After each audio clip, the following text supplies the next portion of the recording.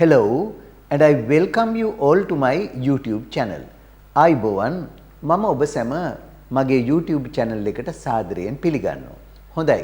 අද දවසේදී මම ඔබට ඉංග්‍රීසි භාෂාවේ විවිධ ප්‍රශ්න ගොඩනගා ගැනීම සම්බන්ධව පාඩමක් ඉදිරිපත් කරන්න යන්නේ. ඒත් අද මම තෝරගත්තේ එක ප්‍රශ්න පදයක් අරගෙන ඒ ප්‍රශ්න පදයට සමග be verb එකක් සහ ප්‍රධාන verb එකක් එහෙම කියන් ප්‍රධාන ක්‍රියාවක් එකතු වෙලා හැදෙන ප්‍රශ්න පිළිබඳව. හොඳයි. අද අපේ ප්‍රශ්න පදය තමයි WHO who කියන ප්‍රශ්න පදය. WHO who කියන ප්‍රශ්න පදය අපි යොදාගන්නේ කවුරුන්ද? කවුද කියලා අහන්න. එතකොට අපි දන්නවා ඉංග්‍රීසියේ ප්‍රශ්නයක් හදද්දී තොරතුරක් පිළිබඳව හද්දී මුලටම ගන්නේ ප්‍රශ්න පදය. සිංහල භාෂාවේ නම් ප්‍රශ්න පදේ අගටනේ එන්නේ. ඉංග්‍රීසියේදී අපි මුලටම ගන්නවා ප්‍රශ්න පදය. ඒ කියන්නේ අපි පටන් ගන්නවා who කවුද? අපි ඊටාම සරල ප්‍රශ්නයකින් පටන් ගමු. දැන් අපිට අහන්න ඕනේ අර ගෑනු ළමයා කවුද? අර ගෑනු ළමයා කවුද? දැන් අතන ගෑනු ළමයෙක් ඉන්නවා. අපි ඒව පෙන්නලා අහනවා අර ගෑනු ළමයා කවුද කියලා. එහෙම නැත්නම් කවුරුන්ද? එතකොට අපි පටන් ගන්නෙ who කියන එකෙන්ද. සිංහලේ නම් ආවේ අර ගෑනු ළමයා කවුද කියලානේ. ඉංග්‍රීසි එහෙම බෑ. අනිවාර්යයෙන්ම ප්‍රශ්නය පටන් ගන්නෙ who කියන ප්‍රශ්න පදයෙන්. who කවුද? ඊළඟට එක්කෙනෙක් ගැන අහන්නේ. එතකොට අපි ඒ කෙනා කවුද කියලා හද්දි අනිවාර්යයෙන්ම මුලට ගන්නවා අර කතෘ පදයට මුලින් is කියලා. එහෙනම් කවුද වෙන්නේ කියන්නේ is අර ගෑනු ළමයා that girl. බලන්න කොච්චර ලේසිද කියලා. අර ගෑනු ළමයා කවුද? who is that girl? දැන් ඔබට පුළුවන් මේ ආකාරයට ඕන තරම් ප්‍රශ්න හදාගන්න. අර මිනිහා කවුද? who is that man? අර පිරිමි ළමයා කවුද? who is that boy? ඒ වගේ ඕනම මිනිස්සෙක් ගැන අහන්න නම් මුලින් who කියන වචනේ යෙදුවා. එක්කෙනෙක් නම් is කියන එක යෙදුවා. දැන් නම් අහන්නේ වර්තමානයේදී who is that woman? අර ගැහණිය කවුද? who is that lady? අර කාන්තාව කවුරුන්ද? කවුද අර කාන්තාව? එතකොට ඔන්න ඔය විදිහට තමයි ප්‍රශ්නයක් ගොඩනගෙන්නේ. දැන් ඉතින් අපි ඒ වගේ තවත් කීපයක් ගමු. දැන් බැරි වෙලාවත් අපි බහුවචනයක් නාහන්නේ. අර ගෑනු ළමයි කවුද කියලා ඇහුවොත්. දැන් who is that girl? අර ගෑනු ළමයා කවුද එක්කෙනෙක්. අර ගෑනු ළමයි කවුද? who are those girls කියලා යහන්නේ. who are those girls? that එකේ බහුවචනයක් තියෙනවා those කියලා. that girl අර ගෑනු ළමයා. අර ගැහණු ළමයි කියද්දී those girls විය යුතුයි. එහෙමනම් who are those girls? අර ගෑනු ළමයි කවුද? ඔන්න ඔය විදිහට අහනවා. ඒ වගේම අපිට අහන්න ඕනේ සාමාන්‍ය විශේෂණ පදයක් දාලා අහමු මේ වගේ. අපිට අහන්න ඕනේ අද ඇවිල්ලා නැත්තේ කවුද? දැන් ඇවිල්ලා කියන්නේ present, ඇවිල්ලා නැත්නම් අපි කියන්නේ absent කියලානේ. ඒතර අපි අහනවා කවුද අද ඇවිල්ලා නැත්තේ? who is absent today? who is absent today? කවුද ඇවිල්ලා නැත්තේ අද? absent කියන්නේ ඇවිල්ලා නැහැ, absent. එහෙනම් who is absent today? අද කවුද ඇවිල්ලා නැත්තේ? දැන් පන්ති එක කට්ටිය ගැන කතා කරද්දී අපි අහනවා කවුද අද ඇවිල්ලා නැත්තේ? who is absent today? අද කවුද ඇවිල්ලා නැත්තේ? absent කියන්නේ ඇවිල්ලා නැහැ කියන්නේ. නොපැමිණි කියන්නේ absent. එතකොට who is absent today? කවුද ඇවිල්ලා නැත්තේ? ඒ වගේ බලන්න මෙහෙම දෙයක් අහන්න උනොත් මේ අංශය බාරව ඉන්නේ කවුද? මේ අංශය බාරව ඉන්නේ කවුද කියලා අහන්න ඕන උනොත් කොහොමද ඔය අහන්නේ? මේ බලන්න who is in charge of this section? යම් කිසි තැනක් බාරව ඉන්නවට කියන්නේ in charge of කියලා ඒ ස්ථානය සඳහන් කරනවා. එතකොට කවුද ඉන්නේ? who is in charge of බාරව this section? මේ අංශය. එහෙනම් ඔයාට අහන්න ඕන කොහේ හරි තැනකට ගිහිල්ලා මේ අංශය බාරව ඉන්නේ කවුද කියලා අපි කොහොමද අහන්නේ? who is in charge of this section? who is in charge of this section? ඔන්න ඒකත් මතක තියාගන්න. දැන් අපි ගමු is සමග ing ක්‍රියාවක් තියෙන වාක්‍යයක්. මේ බලන්න අපිට මෙහෙම අහන්න උනොත්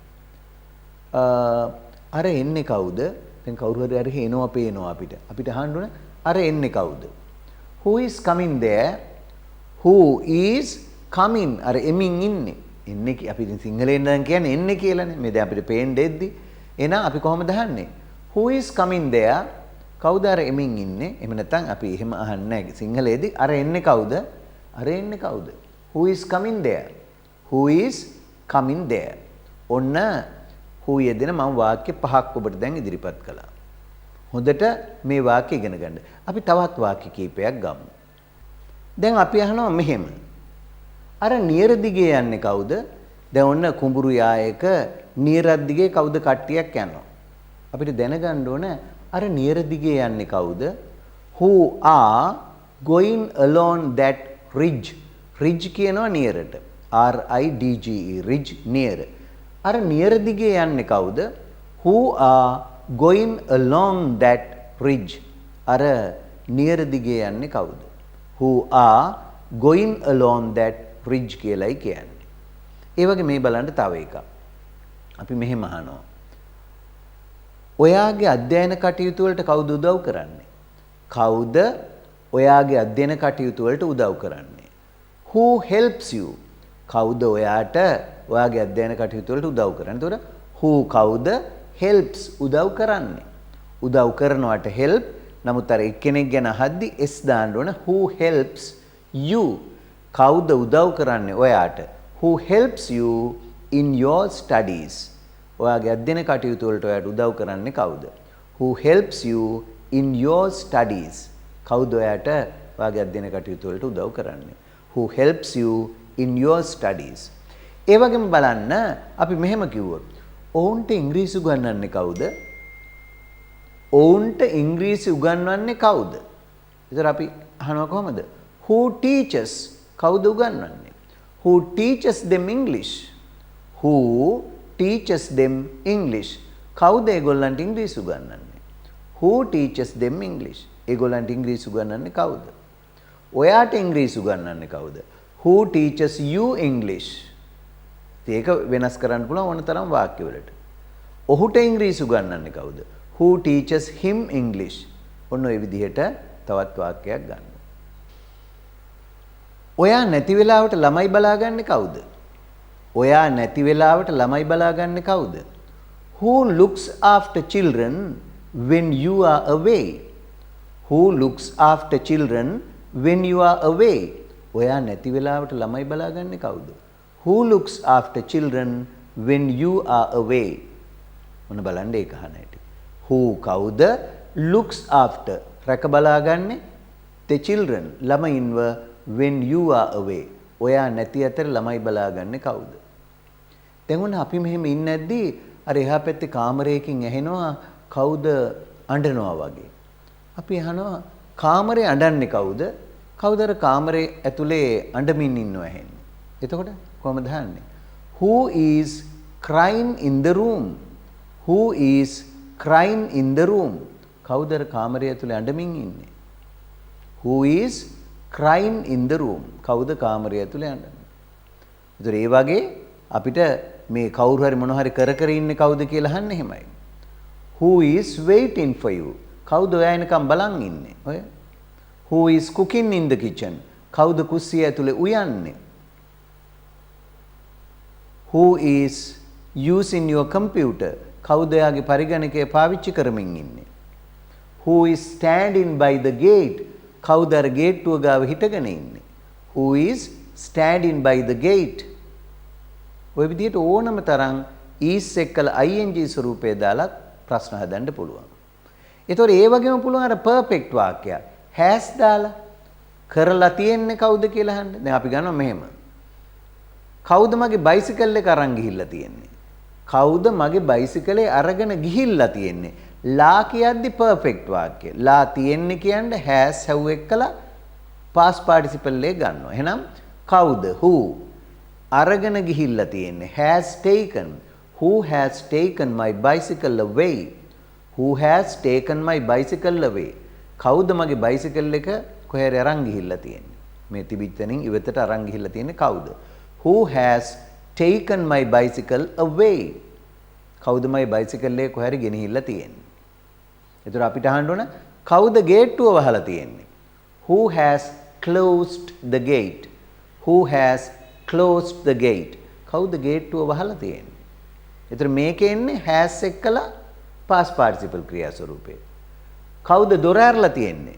Who has opened the door? Who has opened the door? කවුද දොර ඇරලා තියෙන්නේ? කවුද මගේ පෑන අරගෙන තියෙන්නේ? Who has taken my pen? Who has taken my pen?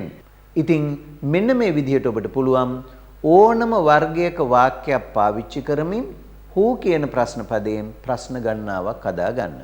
අපි තවදුරටත් who පිළිබඳ ප්‍රශ්න විශේෂයක් කතා කරමු ඊළඟ පාඩමකදී. අදට මම ඔබෙන් සමුගන්නවා. සමුගන්න මොහොතේ මම ඔබෙන් ඉල්ලා සිටිනවා ඔබ තාමත් මගේ channel එක subscribe කරලා නැත්නම් දැන්මම subscribe කරන්න. ඒ වගේම මේ පාඩම හොඳයි කියලා හිතෙනවනම් like එකකුත් දාලා මේ පාඩම් පිළිබඳ ඔබේ අදහස්, උදහස්, යෝජනා ඒ වගේම චෝදනා වුණත් තිබෙනවා නම් පහළ comments වල දාන්නත් අමතක කරන්න එපා. හොඳයි. ඉතින් ආයෙත් තවත් මේ වගේ පාඩමක් අරගෙන ඔබ හමුවට එන බලාපොරොත්තුවෙන් අදට සමුගන්නවා. Goodbye and good luck.